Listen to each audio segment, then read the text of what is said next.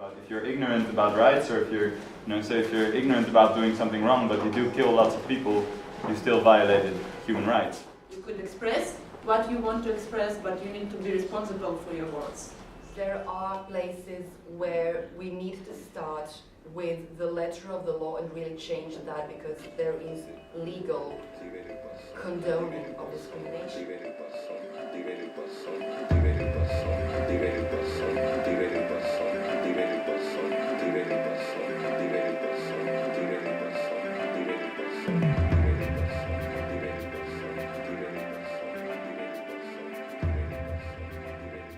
Well, the idea of the whole workshop, the Youth in Action workshop, is that we train people to use the free to choose methodology in their own community.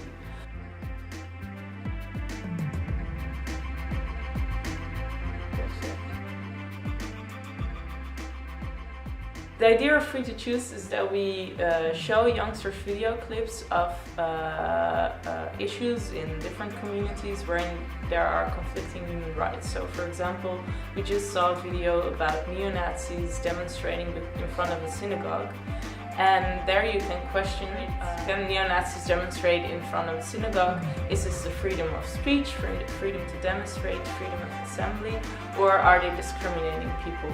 So this is a conflict, or you can ask where does one human right start and where does the other one end, where are tensions between human rights?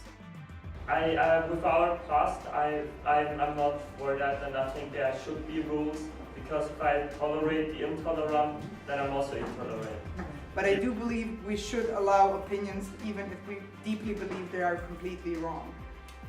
Even if you if you ban those people from demonstrating, you won't make them stop think that way. You will just suppress them, which is another problem, I think.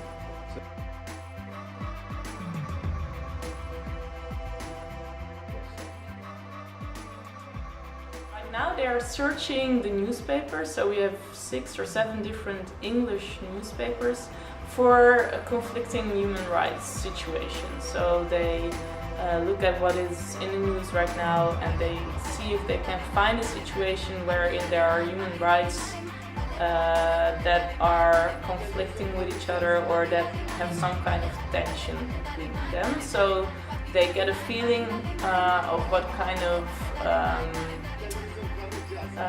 issues you can use for a free to choose debate.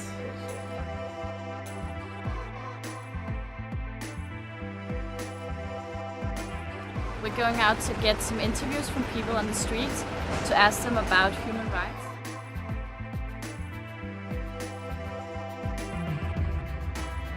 We're gonna ask them whether they think it's okay that WikiLeaks release this information about the diplomacy. I hope that we can find somebody who has strong opinions about this. Like, if they are really against the security, they really think we should have a more open democracy, and also find some people who finds it more important to have the security and secure the nation instead of releasing all these important information and top secret information. Because you're not just creating these film clips in a void, and you're not just trying to identify dilemmas as such, but you're trying to find dilemmas that can be useful in a discussion in today's world, both in formal and in informal settings, that would lead to this kind of very engaged, very kind of interactive debate. So, yes, I think that freedom of information is a general public right, and people are allowed to know.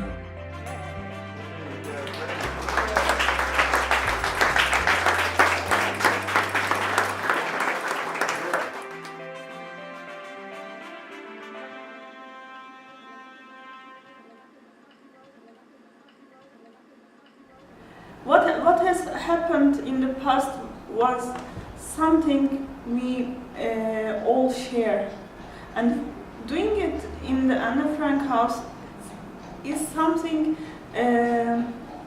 makes us think about our common knowledge, and putting some other stuff on that knowledge, putting human rights issues upon that knowledge, and it's quite